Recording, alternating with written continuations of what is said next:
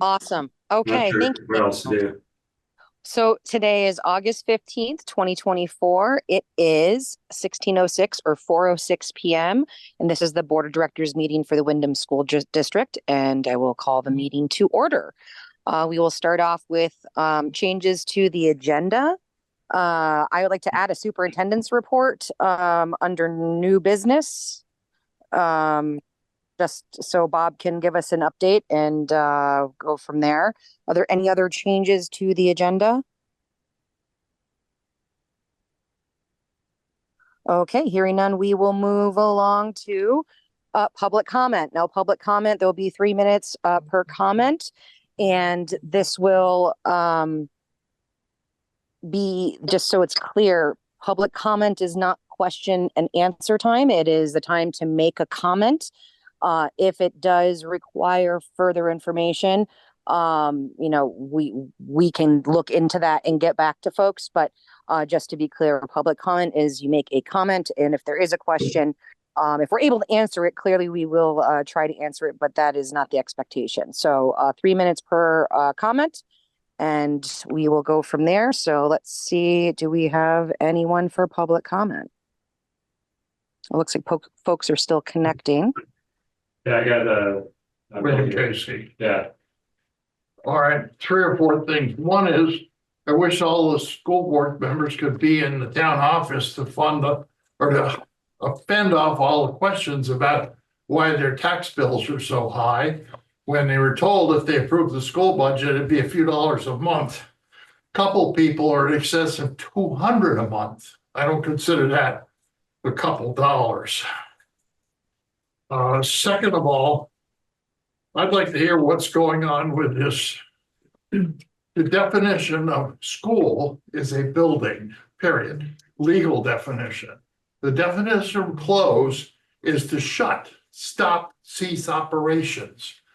Why are we putting money into the building when the voters of this town voted to close the school, period? That's my second comment. The third is I keep hearing these stories about a day school coming in here, or a preschool, or a kindergarten, or some such childcare thing. What is the status of that? Is that true? Do you want to answer right now? Sure. Yeah. So there is a private childcare. I'm sorry. Okay, thank you. So I see Kathy Edgerly with your hand raised. Go ahead, Kathy.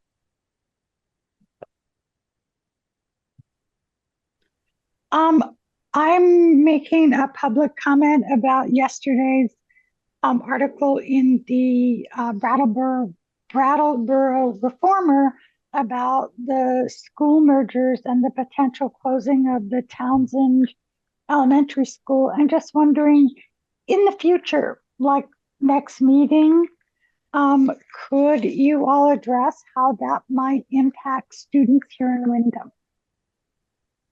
And will the school board have a position on that? It looks like it's a series of discussions over the next few months. So I just thought, wow, that took me by surprise. And so that's it.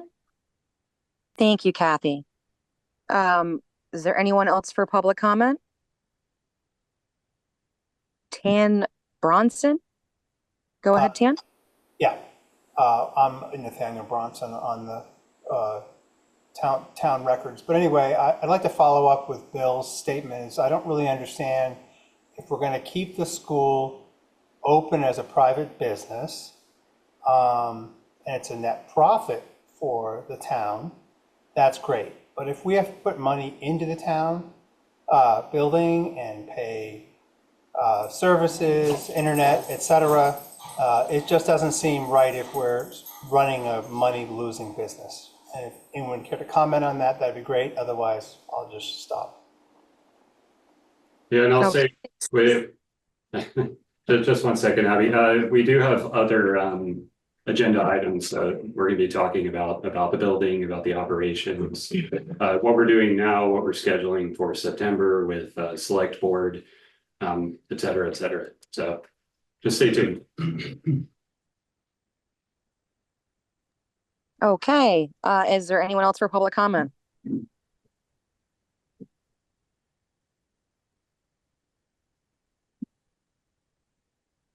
I see someone has joined us on Zoom. iPad 2. I don't know if they had a public comment. Tom Boyer. No comment. Okay, no comment. Thank you, Tom. I don't know if anyone's in the room there, Daniel. Is there anyone that has a public comment in the building? Anyone else? Cool. Okay, moving right along then, we will move on to correspondence. I know that there was correspondence received from Bill Dunkel regarding the window inserts. And I believe, Daniel, they came to the school and took a look at the building. Was that something that was able to get coordinated? And maybe you can update us on that. Yeah, so we're talking to Bill and the Regional Energy Committee about possibly using the space in the beginning of November. So I think it's October 31st, and I believe Bill's here. I thought I saw him. Yep. So we have, I can't remember if we added to agenda, but I suggest that we added to agenda after Superintendent, because I think there's some discussion to have, right, Bill, about this. You want to do that now or wait then? Let's wait after the Superintendent, but we'll get to old business. Okay, very good. Finish it up and then go through. Okay. So we'll put that on after after the superintendent report under new business. Is that correct? Under new business, yeah. Okay, and then Windows. Perfect. Okay.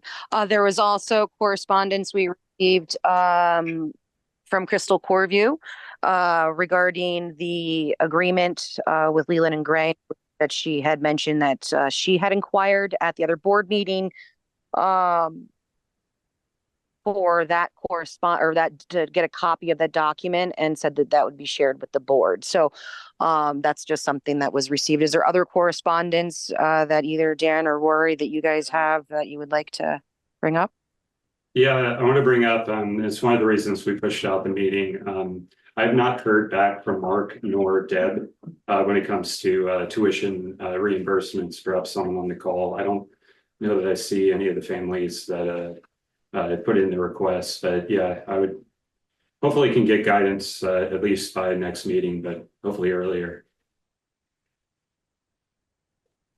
Excellent. Thank you very much, Daniel. Okay, so if there's no further correspondence, we can move on to old business. Approved minutes from 6/13/2024. So we had a minute taker, but I believe, if I'm mistaken, did they not, bear with me, I'm looking for words here. Did they move on and no longer are able to be doing our minutes, I believe, is my understanding. Is that correct? Yep, so Annie was doing our minutes, but it turns out that she has too many commitments and can't continue. So that includes this meeting. So I don't know if Rory, traditionally it falls on the clerk, but if you're able to take minutes, great. If not, then we'll have to figure out something. Okay, so as far as the 6/13 minutes, did I'm any taking minutes, so. Okay, thank you. did Annie did provide us with anything from the 6/13 minutes at all? So Annie wasn't at that meeting. That was our revote day. And so right. So I have somewhat of a draft. It's not done, and I can submit that. I don't know if Lori and Daniel, if we all want to. I think we all were kind of. Yeah, I have notes too, but I don't have access to them probably for a week or so. So what I will do is I will take my minutes and write the minutes, because this is something that needed to be done a long time ago and is not done. So that needs to be approved. And I think we will have to have a quick special meeting just to approve those minutes to make sure that that gets through. And probably should do that sooner than later. So I don't know what your guys' availability is with that, but I would highly recommend that we schedule a special meeting to just get those minutes in to make sure that they're submitted and done, because that's a big deal. So is there no way we can do it, say on the special meeting that we have a select board that we're proposing? I would recommend that it would be specifically just for the minutes, and it would be a super quick meeting, but I don't think that this is something, I mean, we are way past the deadline for this to be submitted. So that would be, I think, in our best interest to make sure that we have that documentation approved and available. So it would be something like just as convenient as we can make it for the board. I see Bob with his literal hand raised. Go ahead, Bob. Yeah, it's easier to find the button. So yeah, the requirement is to have draft minutes up and available for public review. The actual approval of the minutes could happen at any time. So really the rush isn't to approve them, although I guess at this point, because of how long ago, that's probably also a rush. But really just having the draft minutes on the website and up and at them and ready is really what the rush is. So I don't know that you'd have to. I mean, you certainly could, but you don't need to do a special meeting as long as the draft minutes are sent to Sue to put on the website. That's really the most important thing at this time, and after every meeting within 5 days. Perfect. I will submit something before end of business tomorrow, so that will be in there. And I would just recommend to the other board members to please take a look at your notes as well, and be prepared to make amendments for when we do have the next meeting. Okay. Yeah, that's what I was going to say. You can amend them at the actual meeting where you approve them, so that's totally fine. Excellent. Okay. So with that, we can move on to approving financials. So this is also another topic of discussion that we need to clarify as a board.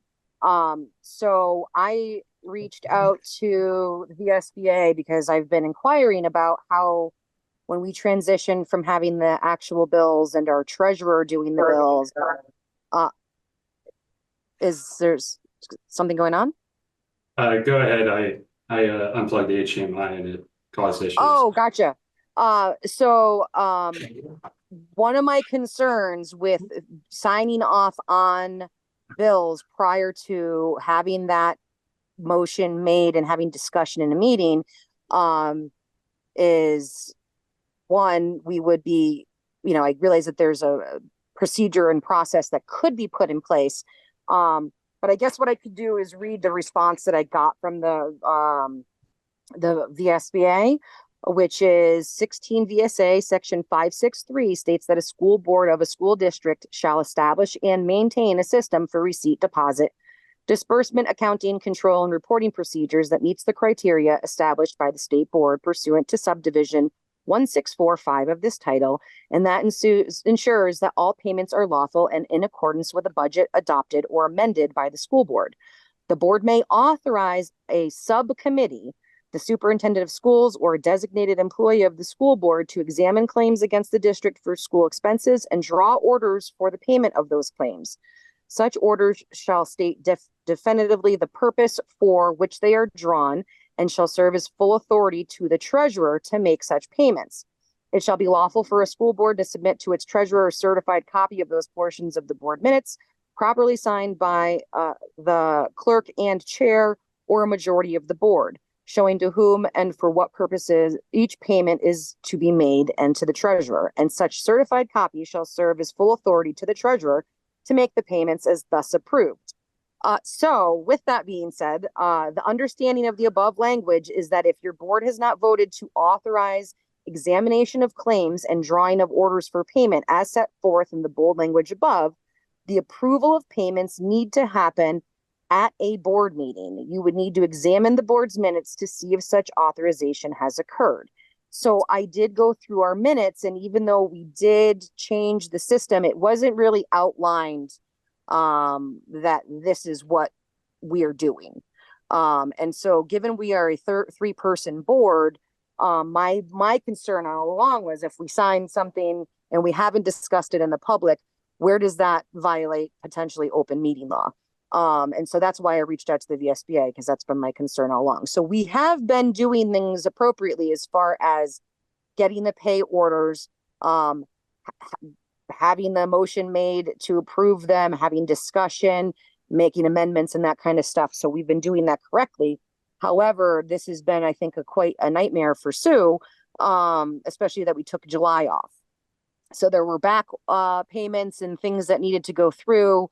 And typically other boards have this in place where you could just sign it and it's clear and it's transparent and we know that that's going on. We, from what I could see from going through our old minutes, and if somebody else can find it, to let me know, but I did not see anywhere where we really detailed that we approved that to do that to happen. So with the process we've been doing, which is discussing it in open meeting, is correct. If we want to change that where we are signing for things, we just need to adopt that policy and be very clear about that. So as we get into, we have pay order 1, pay order 2, and pay order 40 to approve. That's something that not only can we address the financials, but I think it was really hectic for Sue to try to deal with vendors that wanted payment and a board that hadn't had a meeting. So I think we can discuss more of that. Go ahead, Bob. Yeah, I was just gonna say, I mean, what you described is accurate, and the procedure, and I'm not gonna use the word policy, the procedure that all the other boards in the SU follow is one like you described, where the board designates usually 2 people, so there's cross-checking to be the signers of the electronic DocuSign emails that you guys receive, to review them. When both signers have signed off on it, then the bills are paid. And then afterwards, if it happens to be afterwards, you guys would make a motion to approve the financials, thereby creating the record in the minutes for the auditors to review later to compare to the pay orders that need to be done. I think that you could continue to do it that way, even though you only have a 3-person board. Marlboro also has a 3-person board, and they do that as well. I think what you're suggesting, if I'm reading it correctly, is that we have a written procedure that outlines how that happens, and that you guys sort of accept that procedure, and then you have backing in the literature that shows that this is what you're doing for public scrutiny. Does that sound accurate? Correct. I mean, we've been, I don't want to appear as though we are spending money without board approval, and it's complicated with a 3-person board, because if there is discussion that needs to occur, you would violate open meeting law. Like if Daniel and I were to sign the bills and I'm like, hey, I have some questions like I do today. If I was just to sign it and then come back, we've already paid it and we didn't have the discussion. So that's my concern. And if Daniel and I were to talk about that before signing it, that would also be a violation unless we had established some policy that was very clear and transparent to the public. So that's what my concern was. Yeah, no, I think that makes sense. I think that's smart to think about that way. If you guys would like, I will have Heidi, with Lori's support, write up a procedure that is being utilized, bring it to your next meeting, and then you can sort of, yes, this is what we do, and then you have that in place for future meetings, if that works for you.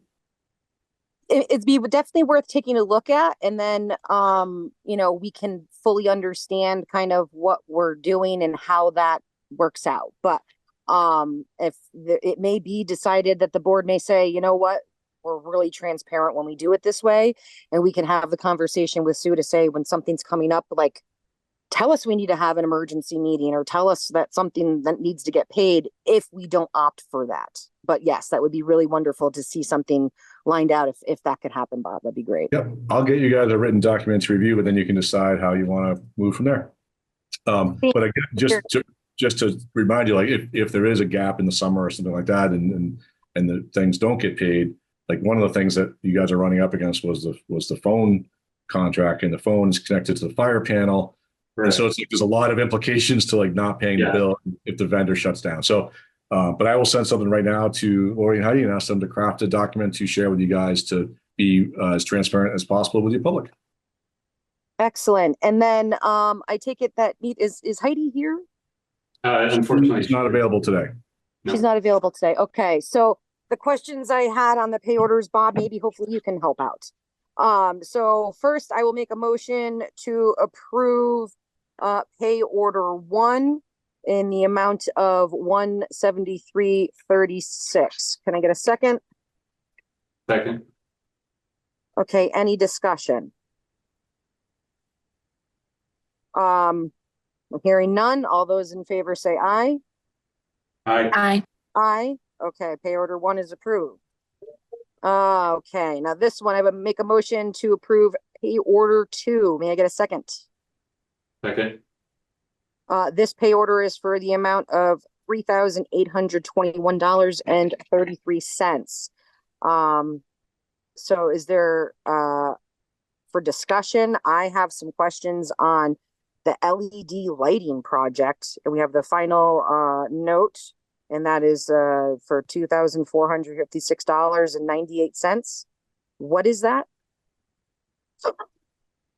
Did you guys have an LED lighting project on at some point? Yes. I heard somebody say yes. I don't know who that was. Yeah, Carolyn. yeah, from the crowd, I'm hearing yes. Yes, So we did. if We that took was a recent, then loan. that could be the final payment on that. We took a loan from the Citizens Advisory Committee. I'm not sure it's still called that, but it's a revolving loan fund. And we took that loan out quite a long time ago. Okay. So it makes sense that this is the last payment. Okay. Unless there's some Okay, additional thing that that the makes a board lot has of sense. done. Thank you, Carolyn. You're welcome. Well, that was my question on that. Is there any other discussion about the other items on that pay order for pay order 2? Okay, hearing none. All those in favor say aye. Aye. Aye. Aye. Okay, pay order 2 is approved. Moving on to pay order 40, I make a motion to approve pay order number 40 in the amount of $3,998.16. Can I get a second? Second. Okay, for discussion, what's the difference between Granite and First Light?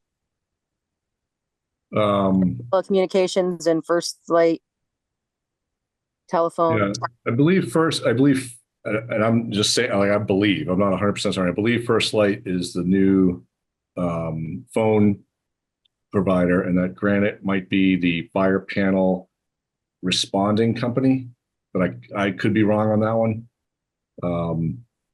I could find that out. I think Lori sent emails to you guys to ask questions, or Heidi had in advance, so you would know this before the meeting. To be able to have them answered prior. And Heidi was not available today, neither was Lori, so I don't know. I can text Lori right now and maybe I can get a quick answer for you. No, it's seemingly similar services, so I was just kind of confused as to, it's like they're both. I believe one is the alarm company for the fire panel and one of them is phone service / internet. Yeah. And then in the back of pay order 40, there is bill backs to WCSU. And there was a $50 legal charge, and I'm curious what that's about. So there were a lot of, obviously you guys had a lot of legal fees this past year, fiscal year. Some of those were some of those were you guys made separately with Mark. Some of those were earlier legal fees with Sean's firm, Lindland, Blackman, Meninsky, and some of them that was around like some of the staffing issues we had, and then there were also some legal fees paid through Lindland, Blackman, and Meninsky through the VISBIT through the lawsuit. So it's hard for me to say which one that is for. I mean, clearly it's not for Mark, but it's for one of the other two, and the SU covers the bills, and then when we get the bill, we get statements from all these different costs for each, and we have to tell accounting which district charged which, and then it gets billed back to you guys. So the SU covers it, and then you're being billed back for your time for those legal fees. I just can't speak to which legal consultation that would have been from. I don't know. Okay. Well, it's. And some of them were trailing. Sure, it had some purpose. It just it didn't really. That last page doesn't really kind of explain it, so I just wasn't sure. But so is there any other discussion or questions from anyone else on the board? No, All those in favor say aye. I, Aye. Aye. Pay order 40 is approved. Okay, moving on to new business.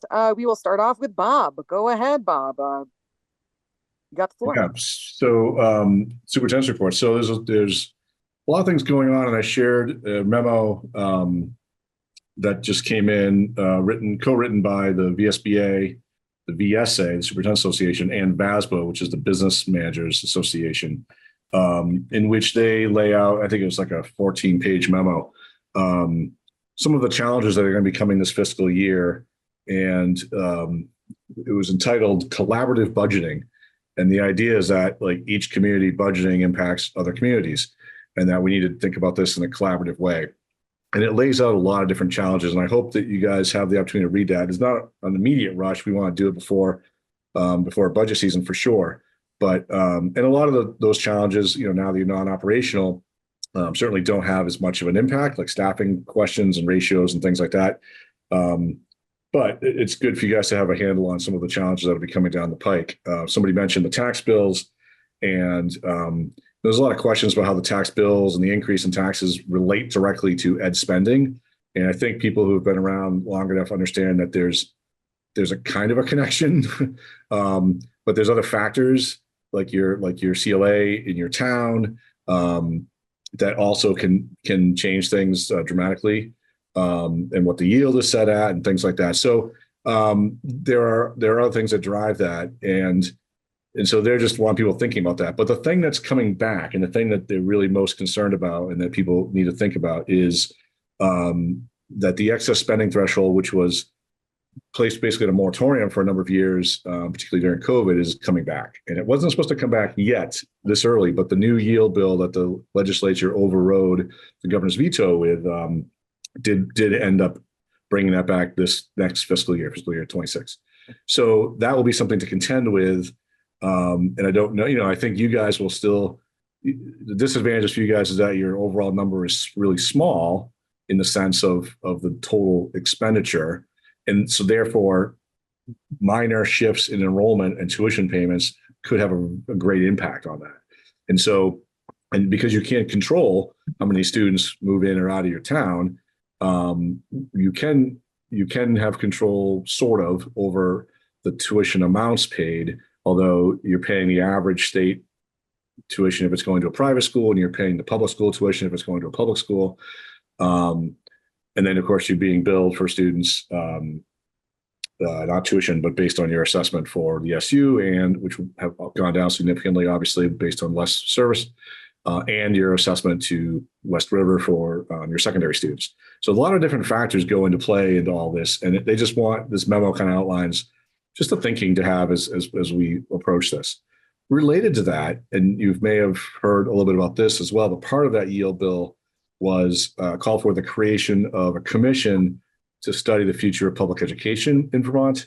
And that commission has started its work already. And they are expected to have a preliminary report.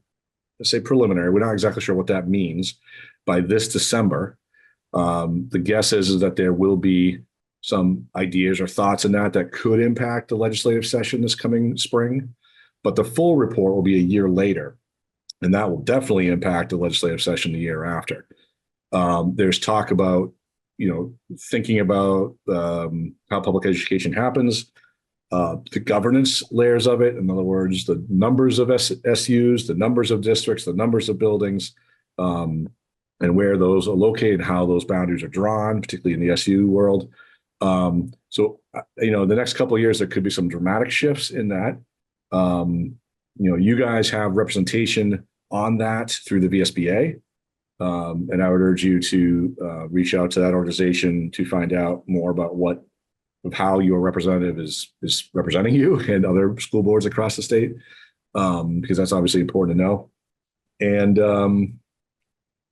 trying to think of the other part of this. Oh, the other part of this that's related but not directly related is that the interim Secretary of Education, Zoe Saunders, is doing regional visits. And so the regional superintendents in our region is the Southeast region, which means it goes from basically Norwich, Vermont, just up by Hanover, all the way down to Brattleboro, Windham North, Windham Southwest. That's the region we're in. So I think it's 10 SUs in the region. And she met with us the other day to kind of set the stage for the actual work groups that they're going to be establishing, where each central office will bring a couple of members, whether it's finance people, special ed people, curriculum people, principals, whoever, to a working group for the region to kind of just talk about the challenges that we're seeing. And so that's something that's going to be coming up this fall. Obviously, I'll be representing all the districts in RSU at that. And then I guess let me say something about the Reformer article that was alleged to earlier. So this, it's not something that's within your control, but maybe within your sphere of influence. So the West River Board has been since 2018 studying how to improve education outcomes and simultaneously reduce cost. And they've done a variety of different study groups, task forces, and so on and so forth since 2018. Most recently, they've had a couple task force 2 years ago. And then in the last 2 years, 2 different feasibility studies, one around what they refer to as a one campus model, which was centralizing operations in Townsend, meaning, pre-K through 12 centralized in Townsend at the 2 buildings at Townsend Elementary and at Leland and Gray. The feasibility study there, in short, concluded it wasn't feasible without significant additions to one or both of the buildings. And Townsend had some challenges to additions because of the nature of the land and the septic and water use. And so the second feasibility study was commissioned to look at if there was a single elementary, where would the best site be for that between Jamaica, Townsend, and Newbrook. And that study concluded that Newbrook had the building in the best condition with the most space for growth, so on and so forth. The downside, obviously, is that it's in the southern tip of the West River District in Newfane, and isn't centrally located. And so anyways, so what the board is doing is they've taken that feasibility study and they charged the administration over the summer to come up with what would be the financial savings in doing so and what are the educational benefits. And so we reported out at Monday night's board meeting that they could save some pretty significant money depending on how the transition went. And of course, they need both of the 2 towns, Jamaica and Townsend, to vote to close their buildings, just like you guys did. And anyway, so there's a lot of variability in how this could play itself out. And so they have scheduled 3 public information meetings to kind of share that out. That information was shared with families who attend West River School. So some of your Windham families received that information from me. And the West River staff, of course. I can share with you guys as the board those dates as well in a separate email, so you have them all. And there's one in Jamaica, one Townsend, one Newfane. And you can go wherever you want, but you can come and listen to what the presentation is and what the implications are. And yes, one of the things that we talked about was if Newbrook was the destination, would some Windham students choose to not go there because of distance and maybe have to think about another location? And yes, that could possibly disrupt some of your family's educational plans. So, yep, it does have an impact on you guys, but it's a West River and then potentially townspeople of Jamaica and Townsend's decision.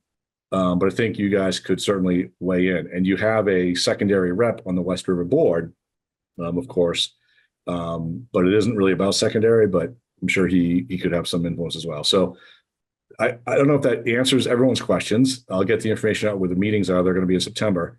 But hopefully that gives you at least a rough sense of what's happening and what the potential implications are for your families. And that representative is Paul Stapleton, correct? That is correct. Yep. And does he have his email available on the website? Yes, pstapleton@windhamcentralboard.org. And just as a note, he was not at the meeting on Monday. He was out of town. So he actually didn't get to hear the presentation, but obviously he'll be back for those other sessions. So, okay, Daniel, go ahead. Yeah, Bob, you touched on Act 183, right? The yield bill. Mm-hmm. Yep. Yeah, so I just wanted to add a little bit to that. So I did look into it, and in general, taxes need to be looked at. Even without talking about next year, so FY26 and FY25, we're we're still having issues with our taxes. There's a couple things that have come to light, which it's past just individual grievances. I think there's been a number of irregularities with people's bills that I've seen, such as needing to be income sensitized up to a cap of like 4.8, but it's their tax bill is higher than that. Exemptions being cut in from the base amount that they had last year to a third of what it was. So I think there's a lot of need to look at what the state handed down to us in terms of tax bills and address it at the state level. So as a town, go back to the state and say, hey, there's enough regularities that we would like you to look at our district. One thing that I've been talking to Cord, Kathy Scott has requested from the SU, and I believe you're privy to this, but Bob, from Lori, the financial breakdown of, I think it's like $2.3 million that came from our district up into the state. We're looking for a full breakdown of that, and they've asked me to help look at those numbers and come to some conclusions. But I do think things are at an interesting state where we need to look at that, because all the way through even our first and second vote day, there was still shifting sands in terms of legislator bills that came through, got vetoed by the governor, overridden by I believe the House. So we need to look at this. And on top of that, Dan, sorry to interrupt, but on top of that, you also were reappraised, right? So values changed as well. So that's another variable. But I would strongly encourage you guys to connect with your state legislatures to try to figure out if there's something happening. I think that's smart, and it's something you need to sort of be able to understand if you kind of think about what the implications are moving forward. Sure. And the yield bill was overridden after you guys voted. So the tax rate that you guys had, even in mid-June, where you guys were talking about it, and the tax implications of that weren't finalized until the override happened. I think it was on the 16th or something like that. So, it's super interesting how all these things kind of play together. But that's why the tax bills were so delayed as well, because the yield number wasn't finalized. Yeah, I mean, the other thing is that the CLA wasn't finalized. So CLA number came in, at least on my tax bill, I see 110%, which implies that individuals were placed higher than market, which those individuals are going to be paying more. You have low earners like at the levels of like 12, 20, 40 that should be paying tax caps that their bills do not reflect. So I think some serious thought needs to look into this. I know that Lori told Kathy that the report due to the AOE is actually done by end of day today. So we should have information, and I recommended to Cord, let's wait for that report, and then Cord and Kathy will get together and look at it, because if there needs to be reissues, or if we need to isolate certain individuals, especially low earners that should be income sensitized, there's no drum that I'll beat harder than that. But to your public, though, just the people should understand that those things that you're looking at are not directly tied to what you guys voted on for a bottom line for your budget, right? Correct. It drives it. Certainly, there's an impact, but I don't think that I would shouldn't say this, but I mean, there wasn't any sort of attempt to be duplicitous with what the amount would be and what it would lead to. That, there was a budget amount for an expenditure budget and a revenue budget, and then there's the implications of the taxes, which that happens by the state later on. So you guys gave the best information you had at the time, and if the numbers ended up being different later, that's not the school board's fault. I don't know, it seems weird to say it that way, but it really isn't. It's the the institution of the state and how that all plays itself out, which sounds like that's what you're looking into, Dan. Yeah, and I mean, everyone outside of the state is pretty fed up, I would say. I mean, at least that's the temperature I'm getting from BSVA, the executive committee, all the boards within. We've all had help at the time with our budget.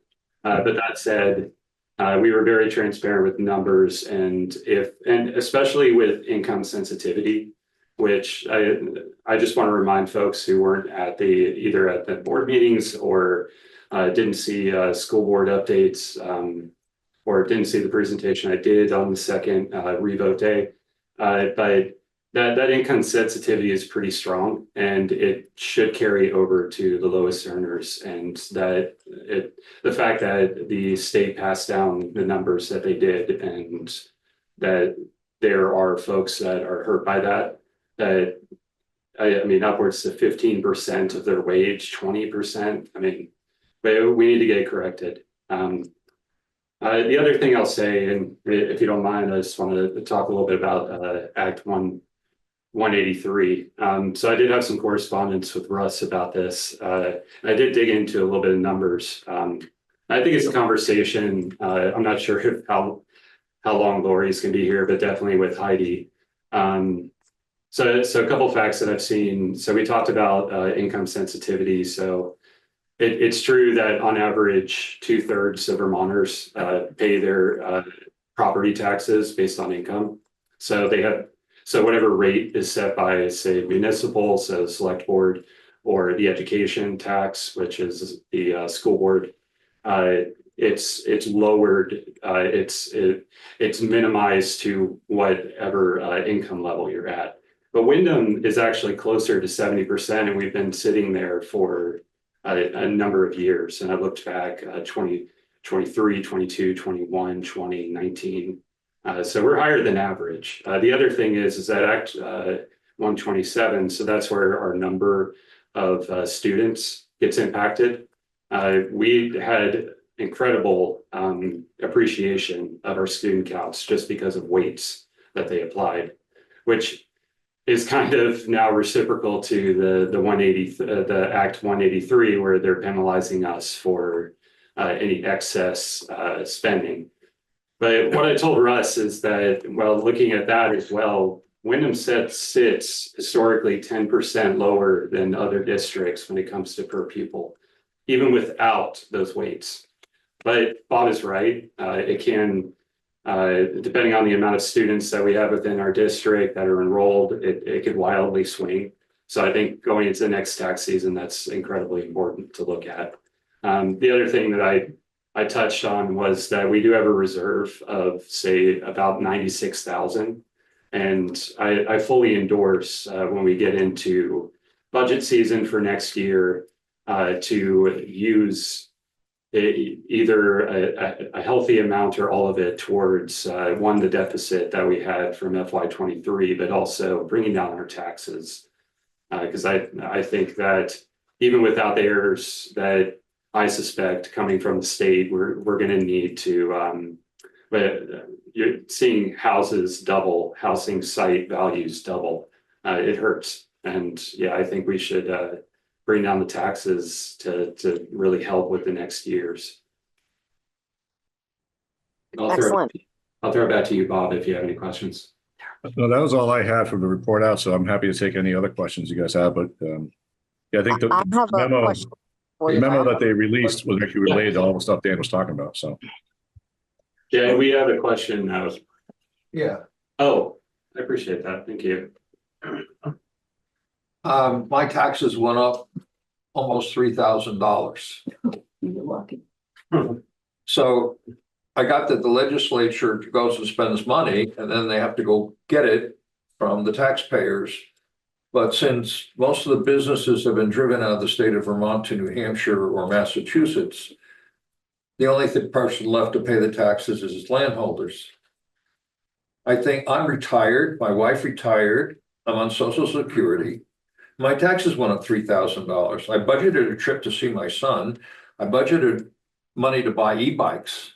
How do you budget when your tax money goes up every single year, and now in the 10th year it goes up $3,000? I think the legislature is out of their minds. I'm very upset. I don't know why the school is being kept open. I understand you have daycare with low $600 a month revenues to you. it's costing the taxpayers in this town $40,000 to keep this open for a year.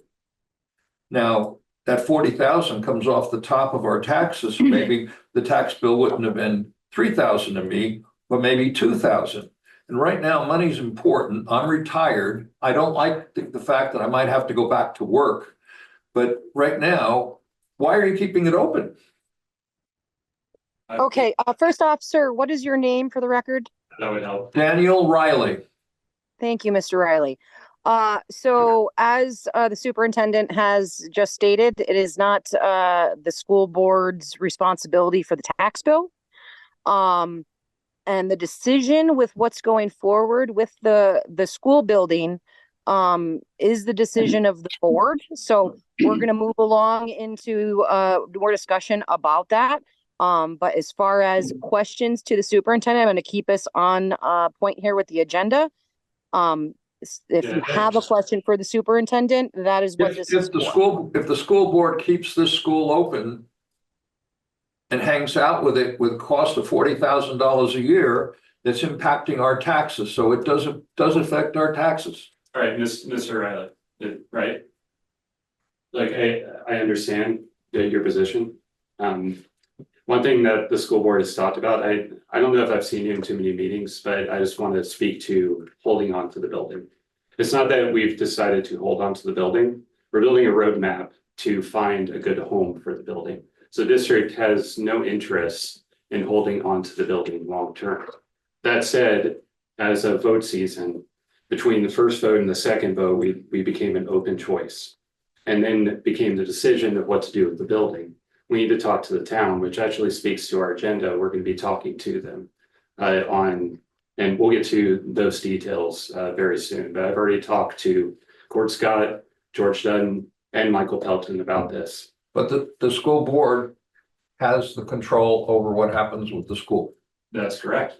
Yeah, and long term, we need to decide what to do about this building, the one that you're sitting in, as a community. And just going back to the blanket number of 50,000, first of all, it's not 50,000. And second of all, if the 165 that we originally budgeted for our full tax, this is what goes to your house value site per 100. It's only 3 cents out of that 165. And so I understand that it's a fraction of money that comes into your bill, but the vast majority went into tuitioning elementary school. I know when there's not enough money in my checking account, I can't go on vacation or I can't do what I want to do. Right now, maybe the state needs to say, stop spending when they don't have the money in the budget, then back billing the landowners for coming up with what they want to spend. Well, I understand your outrage. We're going to get to some of the other agenda items, and hopefully that'll answer more of your questions. Thank you, Dan. Thank you, Mr. Riley. And just echoing what Daniel said, there's a lot of planning and discussion that needs to take place to make sure we're making wise decisions and good financial sound decisions. So now, are there any other questions for Mr. Tebow, or can we move on the agenda? I'm not seeing any hands raised. Is there anybody else in the audience, Daniel? No. Okay, so moving on to windows. Mr. Dunkel is still present, I'm assuming. We may need to do a roll call unless we can get names of folks for the minutes for this meeting. Yeah, Bill's here. Hey, Bill. Hi. You want me to present this at this point? Yeah, absolutely. Okay, kind of the scope of your project, what you're looking to do, and how it impacts. That's Bill Dunkel. Thank you, sir. Yep. Yeah, and Can you hear me okay? Yes, Can sir. you hear me okay? yep, perfect. All right, I'm wearing a mask, not because I'm ill, but because I'm about to visit a friend who is very ill. I just can't take a chance I might accidentally bring some germs his way. The Windham Energy Committee plans to build window dresser storm window inserts again this fall. We've done this for 3 years. This will be our 4th year. Carolyn can attest to the value of the storm windows. But we need a place to do it. We are scheduled to build the first week in November. That conflicts with election day, of course, and we normally use the meeting house. So I have talked to Dan about the possibility of using the school building. There's plenty of room if we could use the whole building. We need not only the gymnasium space to set up the work tables, but we would need both classrooms to store materials and the windows when they're partly completed or fully completed. So question one is, is the school available, the whole school available, not just part of it? That's question one. Question two is, if it is available, are you willing to let us use it? If not, we will have to look for another location or, change the date of our build, and that's not the end of the world, but it would be pretty inconvenient for us. I have talked a little bit with Dan about maybe working out some relationships so that if you let us use the building, we might either be able to, I don't know whether you normally charge rent to use the facility. If so, maybe we could do that. Or we did talk, Dan, about possibly having the window dresser, the Energy Committee, build storm windows for this building. That's a problem, unfortunately. I talked to the lawyers at the Vermont League of Cities and Towns, and I asked them, can we use town funds in effect to buy the materials, the lumber and so on, to build windows for the school? And the advice I got from the VLCT was that that's probably not a good idea. That let me see if I can read you exactly what I said, what they said. Because towns and school districts are separate municipalities, the town has no authority to directly provide for school district property maintenance or upgrades. It may be possible for a town to donate funds or other property to a school district, the use of which could be restricted by the donor, here the town, and it would be up to the school board to decide what to do with the money. So perhaps the town could make a gift, in effect, a donation to the school, earmarked for, if you wanted, for windows for the building. Yeah. And that apparently would be legal, although he says it may be, may be possible. Now, I actually have a meeting scheduled with Bob Fisher, the town attorney, next Monday, and that's a question I'm going to run by him. But in any event, question one is the school available? Question two is, if so, will you let us use it? And question three is, what arrangement, if any, do we make to, in return for being able to use the building? So that's why I'm here. I appreciate it, Bill. Yep. Yeah. So this item came through yourself and a couple of others. Right. My inclination was always that if you guys are using the building, that you could help appreciate the building. Speaking to Mr. Riley's comments, there's a lot of low-hanging fruit that we've seen through energy reports that we could bring down maintenance costs, especially while we're trying to figure out what we do with the building. So the idea here is that in lieu of rent or whatever the circumstance is, we would be able to essentially rent it out for the same price as the materials that we would use to bring down our maintenance and secure the building. That said, to answer your question about availability, the answer is yes on that. The building is, all the buildings available? Absolutely. Yeah. Okay. And then second, that's really up to the board. Understood. As to whether, so I suggest we probably, once we're done discussion, put a motion forth and make sure that we cement that. Yeah, the first week of November. And just to go back to Mr. Riley's comments again, that this is one of the reasons why we held off, is that we have building requests, and it's not just a private childcare facility, after school, yoga, historical society, music lessons, all geared towards either some type of education. Now, that said, we're not trying to run a private school, nor are we trying to hold on to our books for another year. This was to give us time to have community surveys, to talk with the select board, to come to a community decision given the light of what happened with our first vote day. But yes, I'm inclined to agree to your request to say aye. And I would like to hear back of whether or not we can work something out.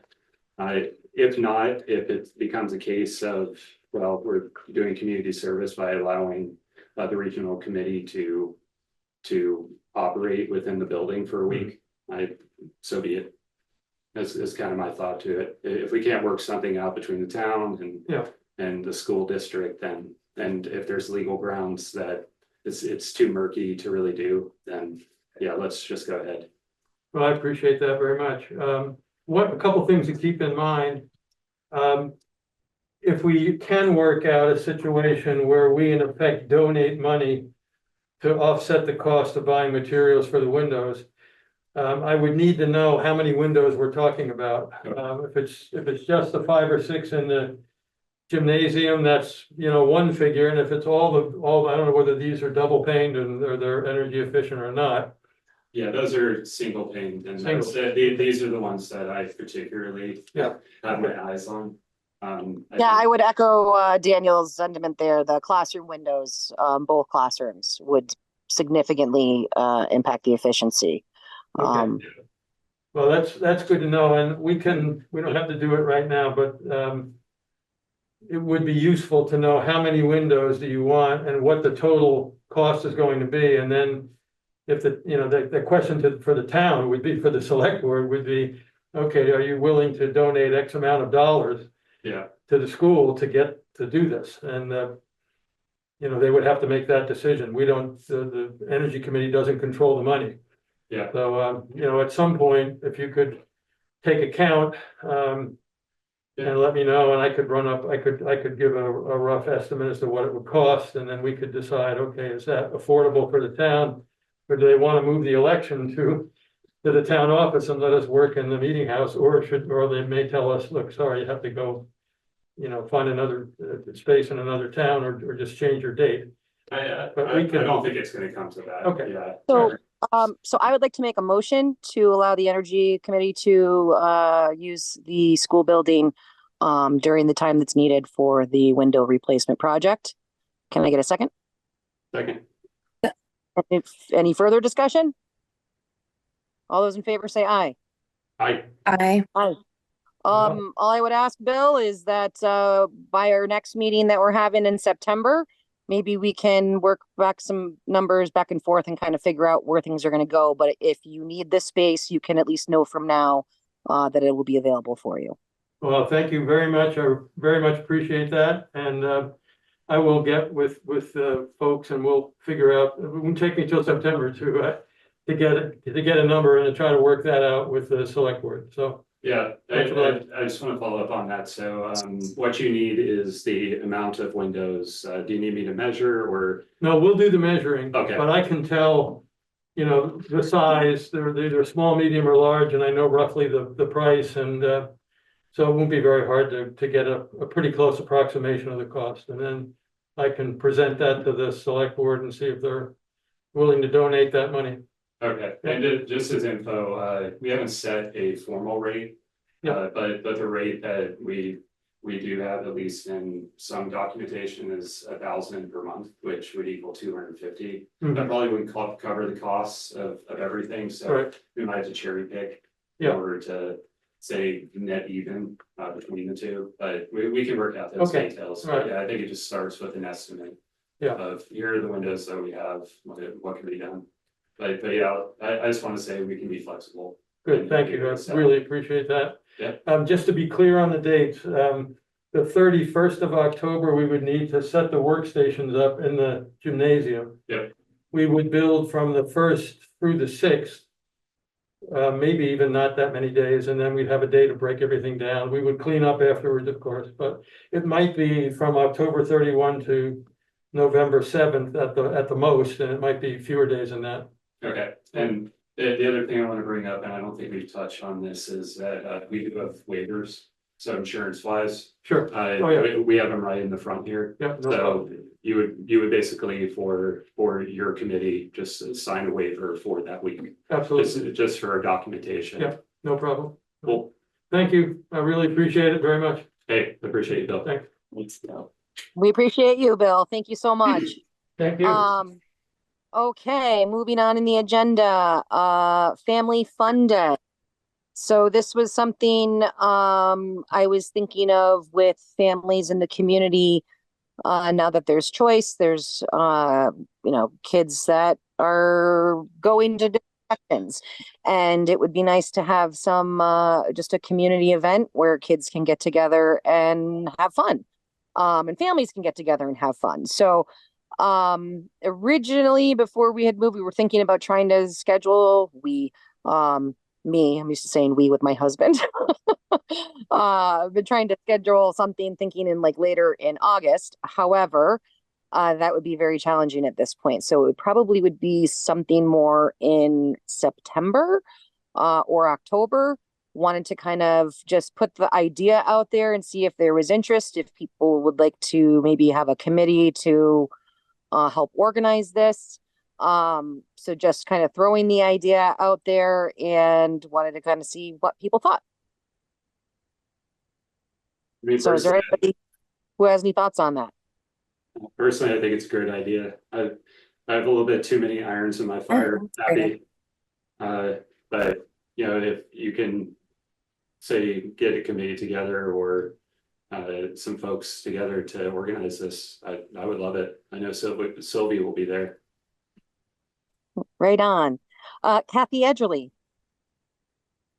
I think it's a great idea, and I certainly would be willing to put some hours into it, whatever.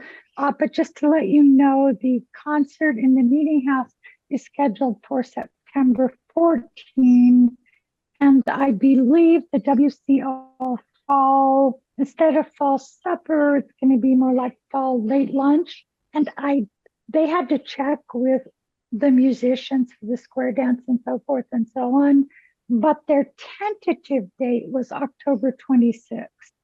So you might check with Ellen on that, if just to make sure that you don't do the same day, because probably wouldn't want to do that. Or, I don't know what the appetite would be for a combined event, but anyway, I'd be up for if you need somebody to sit down and take tickets or whatever, I'll help.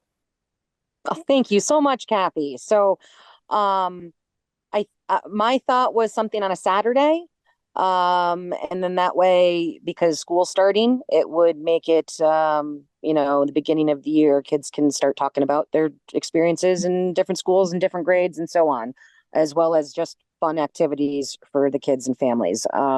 So I will take that on as trying to coordinate something, and I guess people can stay tuned for that. Now moving on. We do have a question in the crowd. Yeah. Oh, hi. go ahead. Yeah. Hi, this is Cecilia Dietrich. Hi. Hi, Cecilia. How are you? And my family lives right next door to the school here in the Scott's house. And I think the Family Fun Day sounds like a fabulous idea, especially because our community has lost this school as a focus for the community. And so bringing the kids back together again, and the families back together again, I think will help the kids feel like they're part of Windham. I hesitate to volunteer to be part of this because I have a lot on my calendar on Saturdays this fall, but you could reach out to me and we can talk a little bit more about that. I definitely will. Thank you so much. Oh, that's wonderful.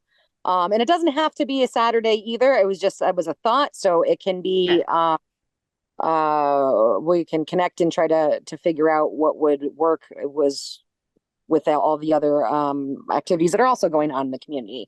Okay. Excellent. So I think Thank you. We're very happy to be here.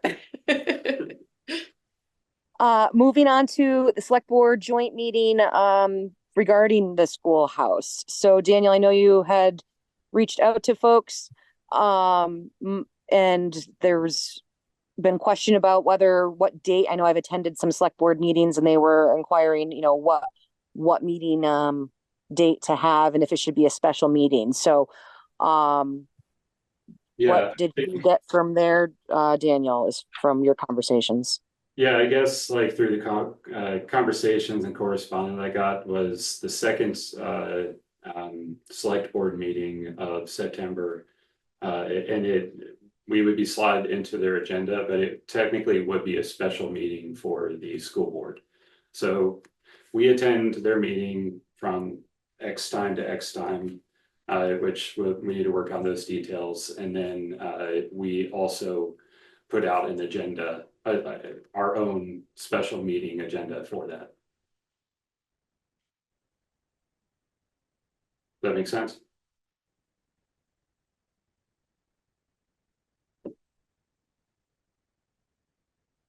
Abby? I'm talking and I'm muted. My goodness, Okay. sorry. No, I'm just rambling on into a muted microphone. The select board doesn't, as to my knowledge, I don't believe they use BCTV. So would we be having BCTV present for just our portion of that meeting? Or do we just rely on the select board? Yeah, let me jot that down. I'll talk to Helena, who I usually work with, the director over there, and see what we can work out. Perfect. And I see, Kathy, I don't know if your hand is still up or if it is raised again. No, I didn't. I thought I lowered it. Sorry. Oh, that's okay. Thank you. So the second meeting sounds good to me. I don't know if we need a motion for that to be available. Rory, are you going to be available, do you know, for the second Monday in September? Not second Monday, second select board meeting in September? Which would be the third Monday. So the 16th. Yep. Correct. Okay. Yes, I will be around, I think. I don't have anything on my calendar other than my grandma's birthday. Perfect. So I think all of us will be able to be there. Fabulous. I just want to bounce this off Bob. I mean, that's my understanding of how this should go. But does that gel with what you usually? Yeah, legal meeting is anytime the members, a majority of the members are together to discuss business and make decisions about business. So you should definitely warn it as a meeting. Yep. Cool. You don't have to have, you have to have an agenda that could just be discussion with no action taken, and you can take action at a later meeting. So it's really just to listen and talk and not make decisions. You could do it that way, or it really depends on how you want to warn it. You and I can work on that together, Dan, if you want. Is there anything you guys need from central office, myself included, for that, in preparation for that? Or do you feel like you have a pretty good handle on the building expenses and remember there was the facilities assessment report, which had the long-term deferred maintenance costs and all those kinds of things? Is there anything you want or need or don't have that we can provide for you prior to that? I guess it would be nice to have like a full packet of everything related to the building. So the AOE report, the facility report, anything else that you have that we can give to the select board prior to the meeting, I think would be helpful. Yeah, I might set up a meeting, Dan, with you, me, and Greg, just to talk through what those documents might be, so that we make sure that you're comfortable with what you have, and we'll get them to you. So I'll send you an invite for that with Greg. Perfect. Yeah, awesome. And just I don't even think we talked about this other than perhaps the back and forth with Mr. Riley, but really what this is about is talking to the select board and getting their thoughts in terms of the municipality of Windham, so a separate district, of their availability in terms of, well, if we wanted to sell the building or if we wanted a transfer of the asset from the school books, what is their opinion of that? How could it go about? Is it $1 or is it fair market price? Also, there's a couple other considerations, and Kathy, you might be able to add to this, but there is a community survey that's going out towards the meeting house that we could also use to kind of understand what the community needs are, and where if this building, when this building has different ownership, how can it serve the community, and we can piggyback off of those results. So that's kind of the thought behind this, is let's talk from district to district about this, about what are our options, what their sense of it is, what the board's sense of this is, etc. Excellent. Thank you, Daniel. Kathy, I see your hand is raised. Kathy Edgley? Yeah.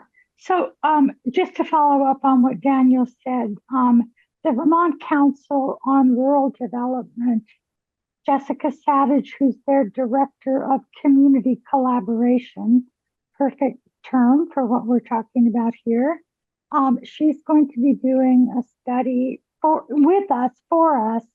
The flooding of the past months has thrown a monkey wrench in a lot of nonprofits who really try to help out after flooding. And so originally we had talked about trying to do this in September or October, and she is going to be getting back to me in the next week or two to see how much slippage there actually has been in their availability. Maybe we can't get started till November or December. But during this time, we can do some preparation. And for instance, one of their questions is, what is the best way to have community meetings in Windham?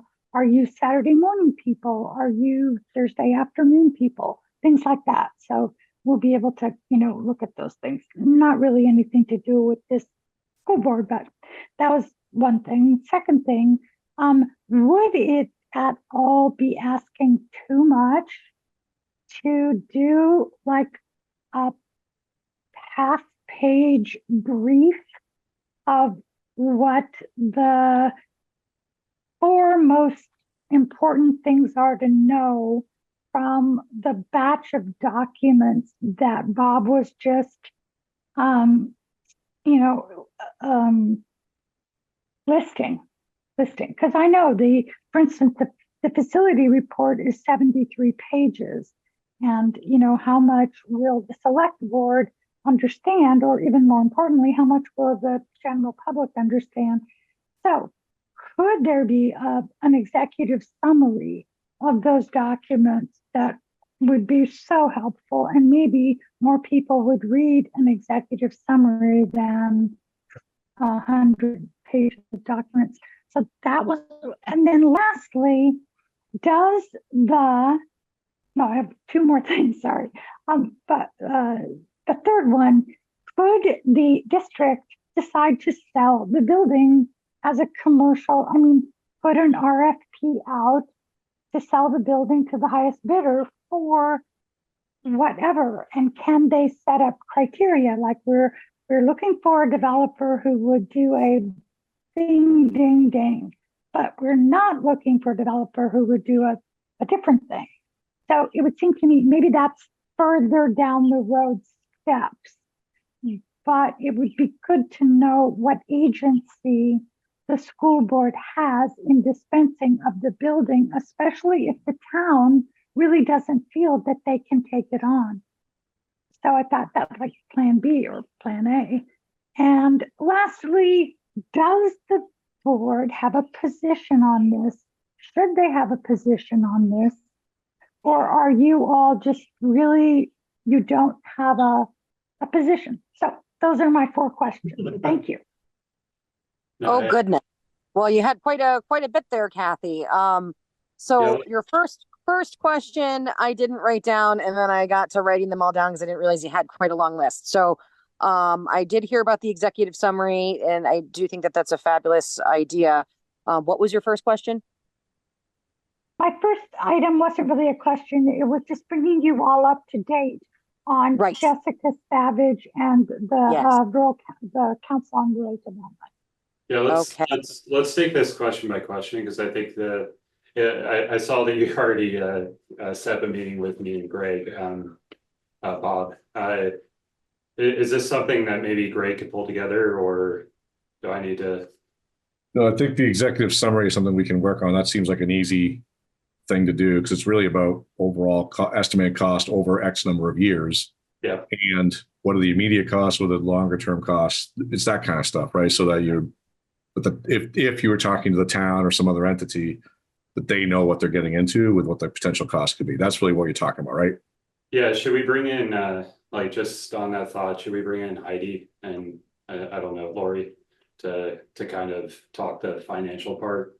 Well, let's get the documents set first, then I think maybe we could bring them in once we have that and see what else you might need. I think that you're right, it might come to that for sure. Okay, cool. And excellent. So the next piece was selling the schoolhouse and what agency the school board has with that decision. Is that a correct understanding of that? Yes, it is. Okay, so and Bob, correct me if I'm wrong, my understanding is the schoolhouse is property of the school district. That is correct. So therefore, the school board would have the agency to make the decision to sell the schoolhouse, should that be now, especially since the school is closed. I believe that's correct. In the board. I believe that's right? correct. We should double check with Mark on the property. I don't know if there was some sort of a contingency when the property was given for the building of the school, the land itself, I mean, not the building, but that would be the only thing I would have to, the deed would have to be researched, and that would probably want Lori doing that work. I have to talk to Mark anyways, towards the tuition reimbursements, but my understanding is last time we talked, he did have the deed, he did have supporting documentation. His conclusion was that the board, as I guess, and I'm going to try to be Mark here, but in his words, we govern the district, and we ultimately have the decision as to the property and the building. So I'll check with him. Perfect. And then Kathy, your question about does the board have a position? I think even now it's still too early for any of us to kind of say that we have a position. I know the information that's going to come back from like the needs assessments and community feedback that we're going to get would really detail like the best plan forward. And I mean, at least I can speak for myself that I would like to be much more informed before making that decision, as far as to make sure we're planning the best that we can. So I don't know if the other board members would like to speak to that, but that's kind of how I feel. I agree with you, Abby. Go ahead. Okay. Does that answer all your questions, Kathy?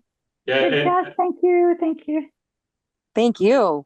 And I just want to add a little bit to that. I mean, my stance is the same that it was before. We need more information that's going to come from the community survey, information that comes from the select board. That said, you're right. We need to think about plans B and plan C.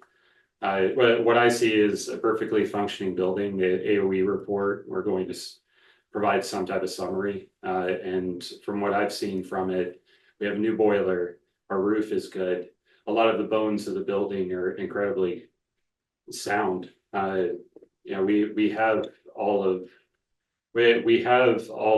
the bones here to serve the community, and perhaps in a way that doesn't compete with the meeting townhouse. And so, I mean, just looking at our building requests, we already talked to Bill Dunkel earlier in this meeting, and we're already providing a community service. You know, regardless of whether or not they can do a kickback to us for some windows inserts or et cetera. There's a lot of uses to this building. I already mentioned that we already have a private childcare group in the building utilizing it. We have other building requests. Historical Society is meeting Wednesdays routinely. So, you know, I would like to see this building utilized regardless of who owns it. So that's my position. Excellent. I think that's a perfect segue into the next section of the agenda, which is building operations. So you've touched a bit on that, Daniel. Is there more you would like to add? Yeah, so and I talked to Greg a little bit. There's just a couple of things that I'm trying to figure out of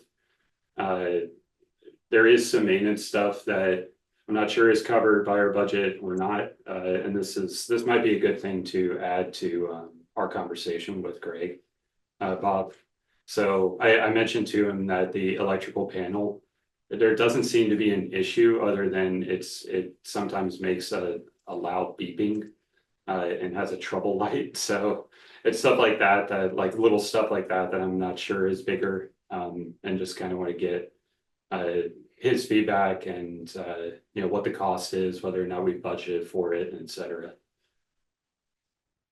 Yeah, it makes sense to have that be part of the conversation. And you're talking about the fire panel, I assume, when you say the electrical panel, the red one right outside the door there? Yeah, correct. The first one that comes in the door. Yeah. So that's the fire panel. That's the one that calls when alarms go off. Greg would be the one that would know the answer to that. I can tell you that there's nothing in your budget for operations this year other than some really, we took some stuff out to get to where we needed to be for the bottom line to get the budget passed. So I think what you have is enough to have a very low level amount of heat and energy in there. Operation of the phone lines, internet. One thing, for example, is he'll mention this, is that like in the past, like wood chips for the playground is something that would have been an expense to the district. That has not been ordered. I don't know what the depth of those chips are, whether or not you guys are in compliance for playground safety or not. So there's a big amount that actually was on my list as well. So we have the wood chips right next to the playground. And so the question there is, when does putting the wood chips on the playground happen? And is that something we're going to need to facilitate as the district, or is that something the SU is still going to provide? I I feel like that's always been volunteers, but maybe I'm wrong. Well, did you say there was a pile delivered, Dan? Is that what you said? Yep, it's sitting right there. I can pan the camera. It's been there for almost a month, and it was actually, we paid for it in our pay orders tonight. So okay, all right. So you just need to get it spread then to the required thickness. So that's not something that the SU would be doing at this point. So I think your volunteer crew could be. So that's a change, because that was something that we've had volunteers in the past do because Greg was busy, but Greg has typically done it.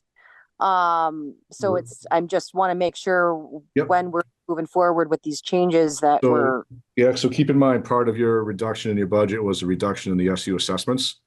And that would be one of those things that would have been reduced. IT services, another one. There was several that we took out of the budget because we knew being non-operational, you weren't going to require those sorts of things. So, that would be, I believe. I'll double check with Lori and talk to Greg tomorrow morning, but my sense is that was probably taken out.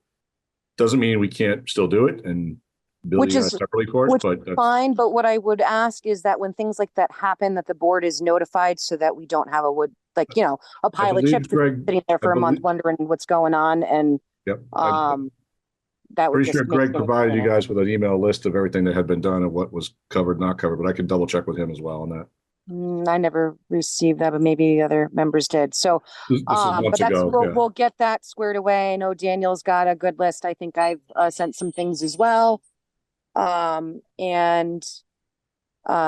else? Daniel is on the discussion for building operations. Yeah. So actually, the room that we're in, and Cecilia, I see your hand. There's one on there. Oh yeah. I see Bridget's hand. And Bridget, apologies for the to you. And anyone whose hands raised, you will be noted and will be called upon. Just please be patient, and Daniel can finish what you were saying. Go ahead. Yeah, so the bathroom in this very room, the sink, I don't think it's the sink itself, but the sensor doesn't seem to go off, so it doesn't provide water. So it's just little things like that, and maybe we need to talk about look into the budget with Lori, talk to Greg, see what the impact of that stuff is. We do have capital reserves that we could use just to fix up little things, especially as we talk about who's going to own the building. I think would probably want a building that has functional sinks and, the alarm system's not going off and things like that. So. And there was a, broken tile from a few years ago that I know we've brought up, the dang tile, it's still broken. So all those things, and I get that things have changed, but, just the expectation of how we can keep those maintenance things going and be notified. So I think we can work that out. And with those pieces done, is there anything, Daniel, as far as I know, wanted to discuss setting up a time to kind of have a meeting with people who are interested in using the building. Am I kind of saying that right? Not interested in using the building, but have building use requests that we would try to have to figure out a schedule. So we may need to have like I don't know if it's a meet and greet or something. What are your thoughts on that?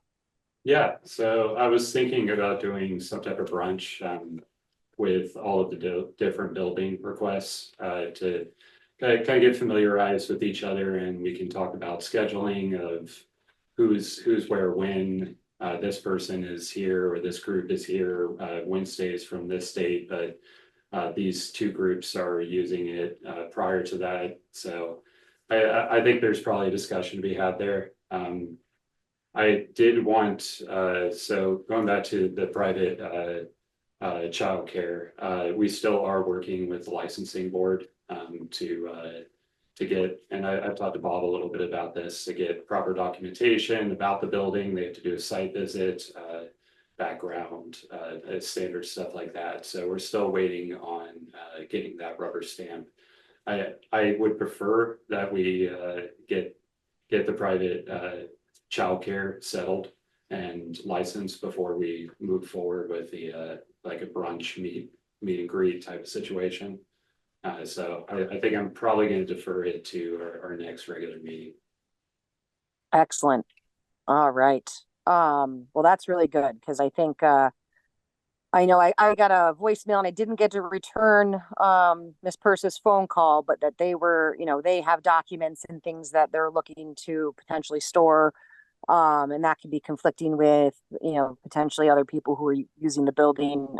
So we just want to make sure, everyone's needs are being met essentially. Right. So, I think that's a wonderful idea, Daniel. And,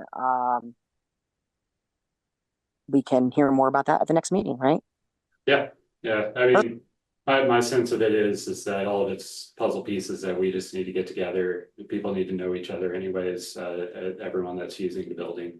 And like there could be opportunities for, say, like after school, after the private childcare or something like that, or when there's conflicts, how we handle that, make sure to schedule them apart. So both don't show up at the same time to use the same part of the building and things like that. Yep. So. Excellent. Well, I think that's wonderful. And trying to think, is there anything else with the building before we take comments? No, I think just talking to Greg and Bob and possibly Lori will probably shed light on what. Oh, actually, I apologize. There is one thing I want to bring up. So Mr. Wyman had previously done caretaking. I know he assigned back in like January, I believe, that he would be keeping up with the building, like trash and lawn services and things like that. That's still on our books, and maybe that's a question for Lori, Bob. But I'm not sure if he's still involved with the school in that way. Yeah, to be honest, I don't know the answer to that. Okay. Yeah, I know Ford was reassigned as a supervisory union employee versus the district. And I don't know if that same thing happened with Paul or not. But we want to make sure that need is being met, and clearly if he is working, that he's being compensated. So if we can get clarity on that. Thank you, Daniel, for bringing that up. I know that's been a question for a while. So Bob, is that something you can look into, or should I reach out to? Yep. I'll give you awesome. tomorrow Thank on that. you. Cool. All Thank you. right, so I do see that we have 2 hands raised. Oh, we have 3 hands raised. And do you have a question regarding the building use? So this will be first is Bridget Blanchard. Hi, I might have missed the part about, I just wondered about the folks who put in the tuition reimbursement request, because I haven't gotten an email back from you guys. You were going to speak to Mark Ottinger about it.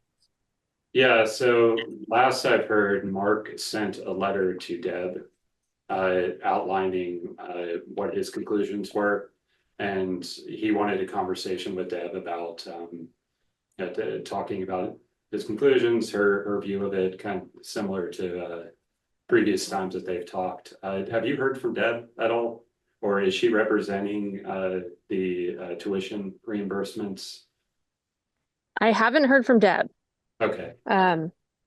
So, Do you think I mean, I could reach out? I could, but I wonder if it would be better to get it like just an email from you guys explaining it.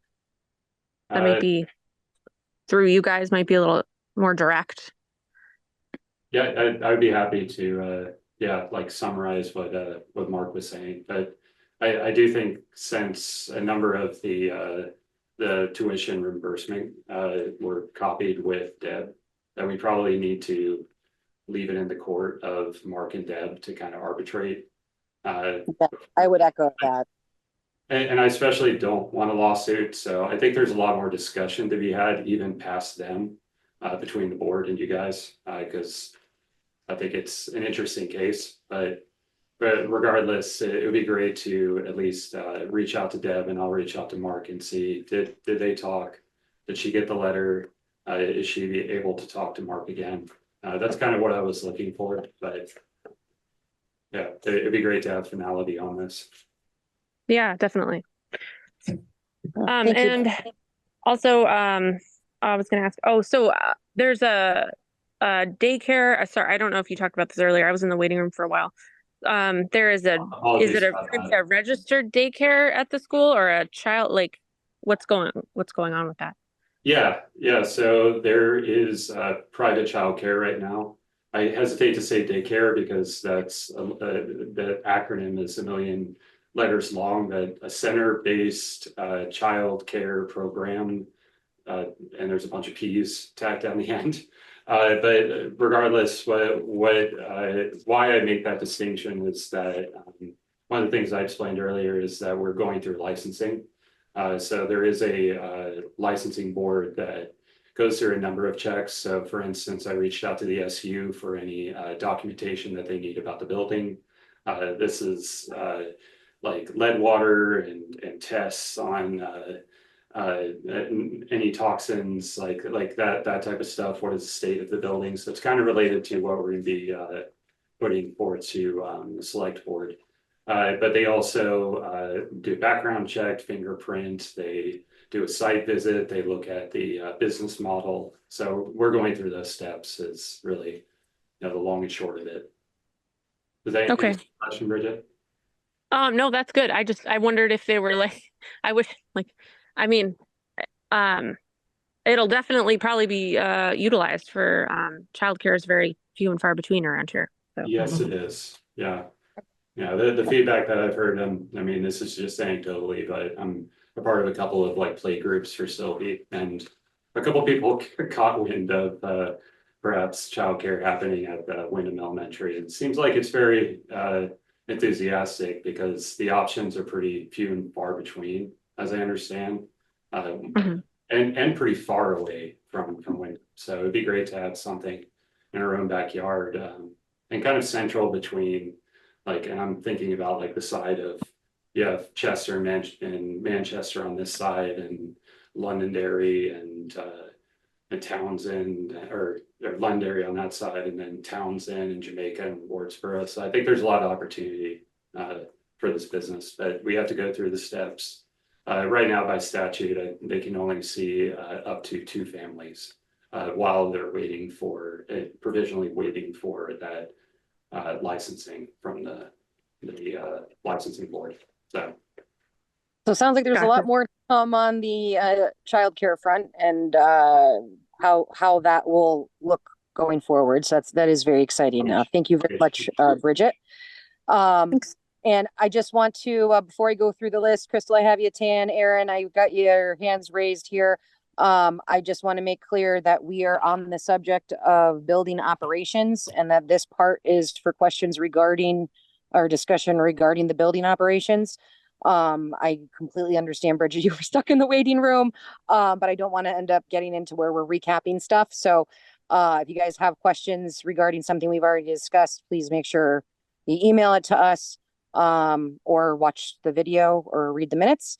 And we'll go from there. So I'm going to call on, I think I have next is Crystal Corview. And then Dan, let me know if we got people in the room that need to speak as well, please. Okay. Go ahead, Crystal Corview. I just wanted to touch base on the wood chips. Actually, the SU has never been responsible to spread them. They just deliver them.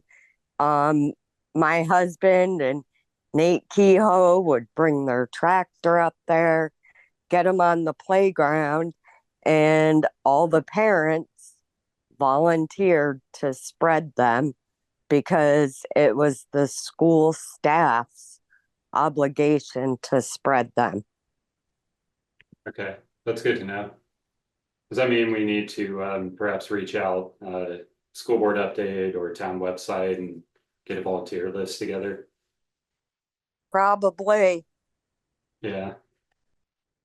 Okay, thank you, Crystal. Next is Tan Brosnan. Hi, I'm just curious about if we are running this building, what liabilities are lurking? I've heard asbestos. I'm not trying to pass rumors around. I've heard heating systems. Just what other capital costs have been deferred over the years that might suddenly pop up? Thank you. Yeah, I'll take that one. I mean, we're going to be doing, or did someone else have some? No, that was me going, go for it, Dan. Okay, so yeah, I talked about a couple of the like the main attributes of the building. But like I said, we had a AOE facility report that was done last year towards the end of FY 24, or no, it'd be 23 actually. Honestly, a lot of the building is in great shape. Right now, we're in the position of talking about energy efficiency, and yeah, there's a couple of different things like a fault in the fire alarm panel, but that's the stuff that I'm trying to talk towards of that regular maintenance. But we do have a maintenance budget towards those, at least for I think we projected 6 to 8 months for a runway to figure out what we do with the building. But roof is good, boiler is good. I know that there's probably more educated people that could probably talk about this, but I've talked to a couple of folks, and I can put out that executive summary as well. We'll definitely use it in our select board meeting. But it's a great building, through and through. Thank you. Yeah, no problem. Thank you, Tan. Thank you, Dan. Next, I believe that is Aaron. I'm going to guess Aaron Kehoe. Hey guys, I've been kicked off a number of times, so I'm not sure what's if it's been answered, but who is running the daycare or family, whatever you want to call it? Sure. So it's private childcare, correct, Daniel? Is that what you just explained? Yeah, it's private childcare until they get the licensing, and then it's a CBCC PPC, or the very long acronym. You don't want to know it. But essentially they'll become licensed. The name of the LLC is Shire Sprouts. So that's really the information. Oh, okay, so who is in charge of it? Of what was it? Shire Sprouts? Yep. It's a local business. So yeah, I'm not trying to be coy about it, but it's not public information to put out a private entity that is operating within a building. Okay. Like, I'm not trying to put out individuals' names, but I can tell you the LLC. Okay, well, look it up there. Cool, thank you. Thank you. Thank you, Aaron. Is there any other questions regarding building usage or building operations? Yeah, we have one crowd, Cecilia. Yep. Hi, it's Cecilia Dietrich again. And again, I'm here speaking, wearing several different hats. One of them is as the next door neighbor to this school building. We intend to be good neighbors to whoever is here using the building. And if it's a new owner, that's great. But even as a community member, I and my family would definitely support this building being used as some sort of, I'm going to say the word community center. That's not necessarily what it has to be, but something that functions as a community center. We're still learning about the community. And I know there's things happening up at the meeting house also. So we think that it would be great to see something that would support the community's education, sense of belonging to a community, both kids and adults. Traditionally, that's been schools, and of course we've lost that. So, but we still have the building and we still have families with a connection to this building. So I think we can take advantage of that. And then I've been listening to the things that might be happening for using the building during this year that I think of as a transition year, because I guess you guys don't really know, the community doesn't really know what we're going to do with this building. But it sounds like there's a lot of interest in using it for a variety of different things, including enrichment, after school kind of activities. And so just sitting here, I was thinking that sounds like, you know, a Parks and Rec kind of person. I don't think you have that. We don't have that here, do we?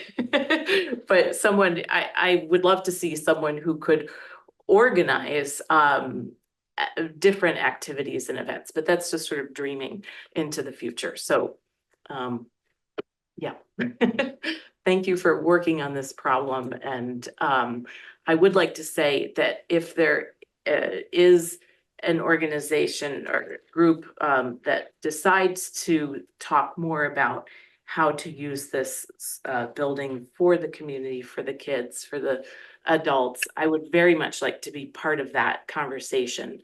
I think I already mentioned I'm an educator. My house is full of educators, so we have a lot of experience with how to, you know, work with children and families and adults. That's wonderful. Yeah. Thank you so much. And know some folks you could probably get connected with. So Okay, thank you. That's great. That's really great. So thank you so much. We appreciate your enthusiasm and look forward to your collaboration on this journey we're all on. So thank you for using that word. That's it. Collaboration. Thank you. There you go. Go team. So and Abby, may I reach out to you? Because Cecilia? Yes, yes, definitely. Yeah, that'd be great. Okay. Do I can? Yeah, we'll work offline. All right. I appreciate your comments, you. and yeah, that's definitely, we want to utilize this building, not just for its own sake, but there's plenty of people that are interested. So as long as people are interested, I'm interested. Great. Cool. So with that, and I agree with you, Cecilia, the word collaboration, it's going to take a lot of input and working together to make sure we are planning our best for the future.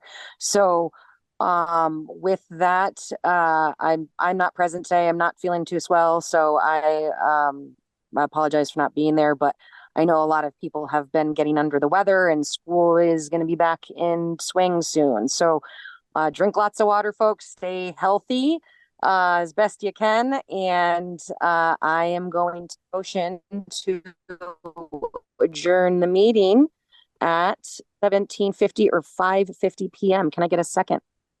Second. Any other discussion? All those in favor say aye. Aye. Aye. Excellent. Thank you so much, folks. Have a wonderful evening and stay Thank healthy. you. Bye. Thanks, everyone.